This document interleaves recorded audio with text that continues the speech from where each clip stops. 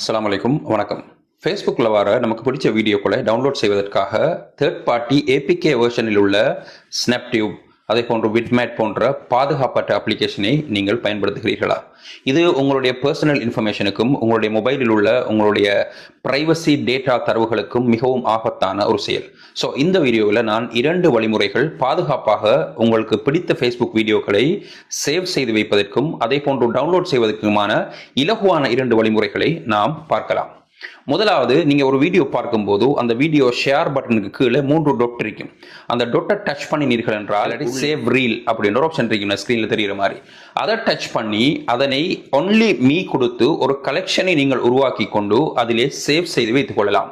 இதனை நீங்கள் பின்னர் எப்பொழுது வேண்டுமானாலும் உங்களுடைய ப்ரொஃபைலை கிளிக் பண்ணி சேவ்ட் அப்படின்ற ஒரு ஆப்ஷன் இருக்கும் ஸ்கிரீன்ல தெரிகிற மாதிரி. அதை டச் பண்ணி அதற்குள்ளே போய் பார்த்து கொள்ளலாம். இது முதலாவது. இரண்டாவது, அதே அந்த 3 டொட்டை டச் பண்ணி உள்ளே போனீர்கள் என்றால் காப்பி லிங்க் அப்படின்ற ஒரு ஆப்ஷன் இருக்கும். அந்த லிங்கை காப்பி செய்து கூகுளில் வந்து ஃபேஸ்புக் வீடியோ டவுன்லோடர் அப்படின்னு நீங்கள் சர்ச் பண்ணினால் பல்லாயிரக்கணக்கான வெப்சைட்டுகள் அதற்காக உங்களுக்காக வரும். ஆனால் இதிலே நீங்கள் எந்த வெப்சைட்டிலும் உங்களுடைய பர்சனல் இன்ஃபர்மேஷனை கொடுத்து லொகின் செய்து டவுன்லோட் செய்யாதீர்கள். பல இலவசமான வெப்சைட்டுகள் தாராளமாக கிடைக்கும். அதற்குள்ளே போய் இந்த லிங்கை காப்பி செய்து உங்களுக்கு தேவையான வீடியோவை டவுன்லோட் செய்து கொள்ளலாம்.